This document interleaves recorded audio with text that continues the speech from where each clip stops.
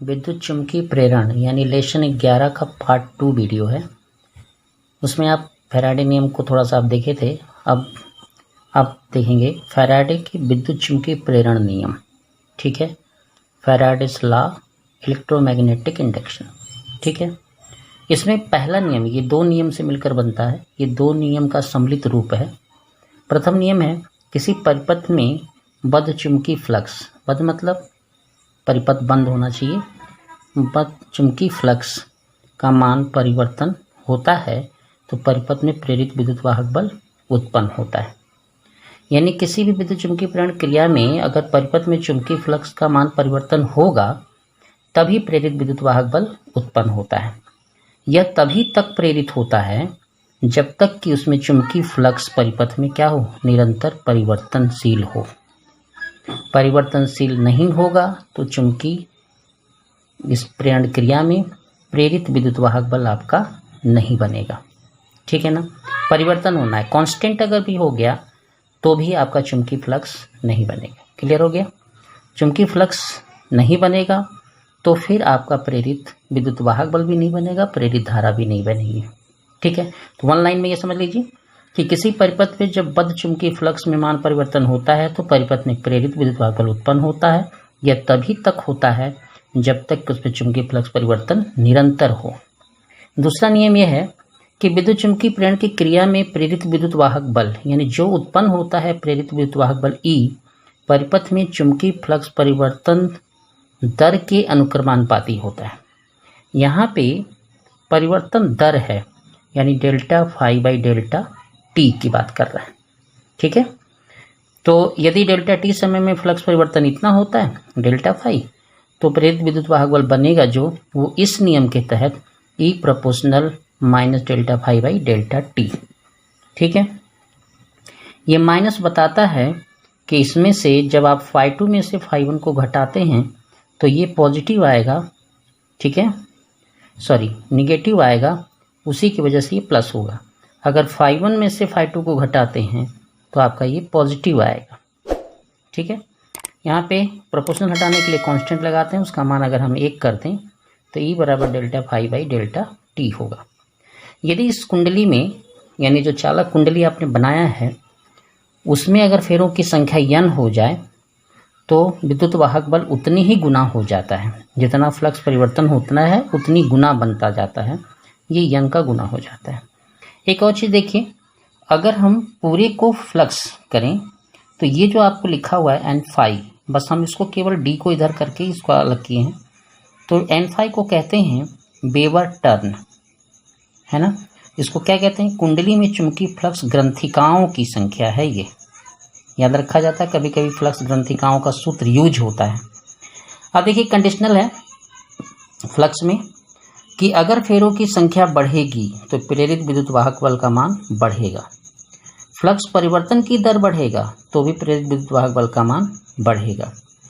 अगर फ्लक्स केवल बढ़ना परिवर्तन होगा तो उसमें विद्युत वाहक बल के मान पे प्रभाव नहीं पड़ेगा क्योंकि दर बढ़नी चाहिए। ठीक है ना, delta phi by delta T बढ़ना चाहिए, डेल्टा फाई के बढ़ने से कोई परिवर्तन नहीं होगा।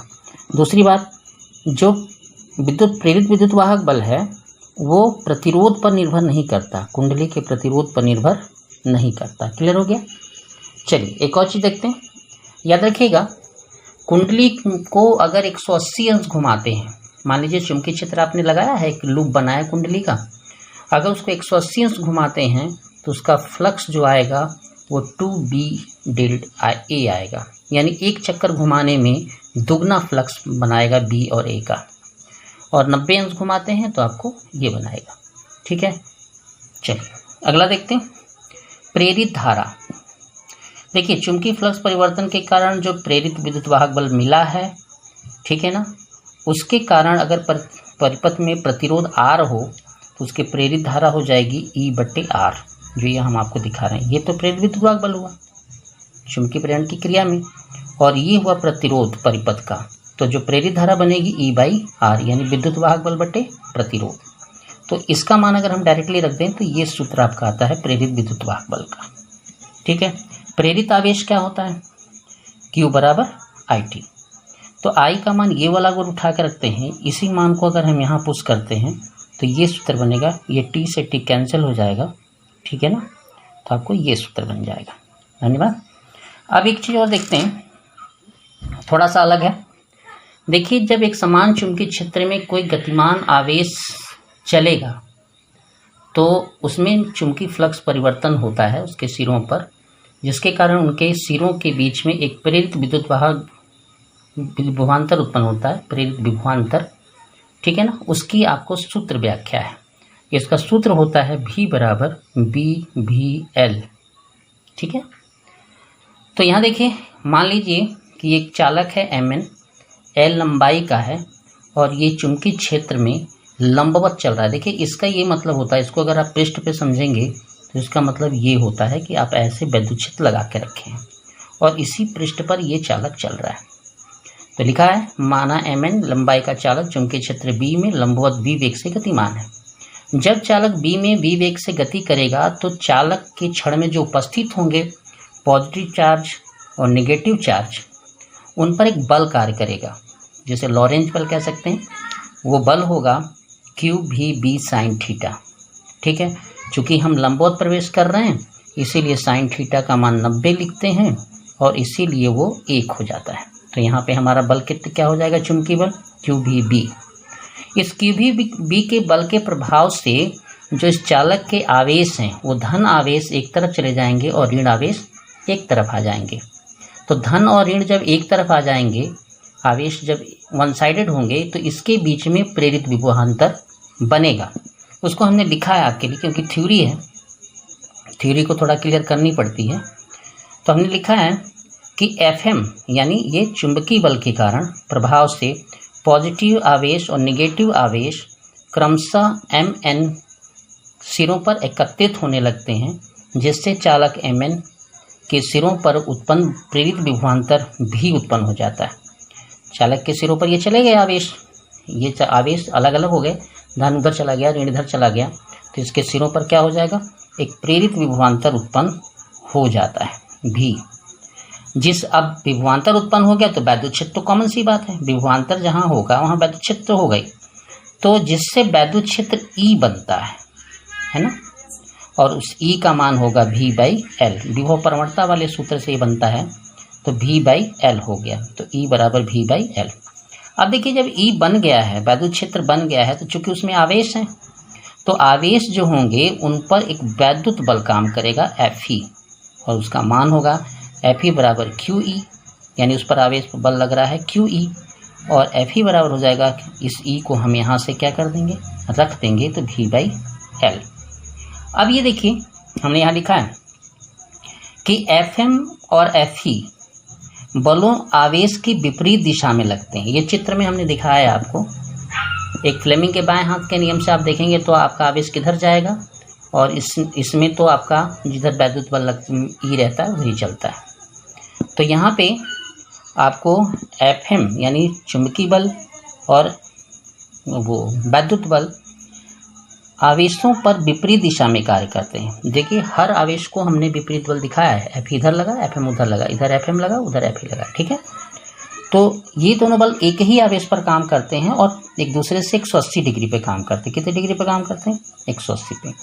तो वेक्टर नियम से क्या होगा, दोनों बल आपस में बराबर होंगे, तो FM बराबर Fe हो जाएगा, यानी QVB बराबर QV/L, यानी 1 और 2 को हमने क्या कर दिया, बराबर कर दिया समीकरण को, ठीक है। तो हमारा आ जाएगा V बराबर BVL, ठीक है। यही आपका प्रेरित विभवांतर का सूत्र है।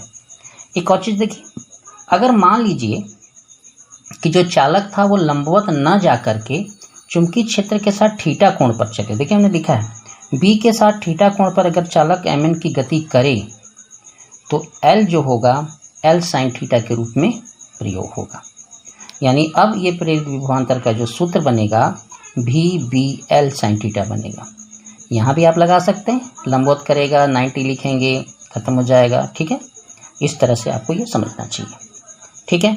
तो इसमें टॉपिक आपका हुआ विद्युत फैराडे का विद्युत चुंबकीय प्रेरण नियम, प्रेरित धारा, प्रेरित आवेश, विद्युत वाहक बल का सूत्र और एक समान चुंबकीय क्षेत्र में गतिमान चालक पर प्रेरित विभवांतर। ये समझते हैं कि आपको लगभग ये 25% की थ्योरी आपके इस चैप्टर की ख़त्म हो गई है। अगला हो सकता है हम आपको इसी पर न्यूमेरिकल सेट करें। ठीक है, धन्यवाद। देखिए, आपको अगर वैद्युत बल, वैद्युत क्षेत्र को, चुंबकीय क्षेत्र को ठीक से समझना है तो पीछे के वीडियो हैं, सब आप लोग इंटर में पढ़ते हैं, पीछे के वीडियो हैं, उनको देखेंगे तो आपको सारे वीडियो मिलेंगे। वैद्युत क्षेत्र, वैद्युत बल समझना, ये आपका QE कैसे हुआ, V/L कैसे हुआ, E बराबर, ये आपको देखने को मिलेगा। ठीक है, तो आप देखिए, जो फर्स्ट पेपर है शुरू से लेकर लास्ट तक जुड़ा होता है हर सूत्रों से, इसलिए पूरे वीडियो को समझने के लिए आपको पीछे का भी ठीक करना होगा। धन्यवाद।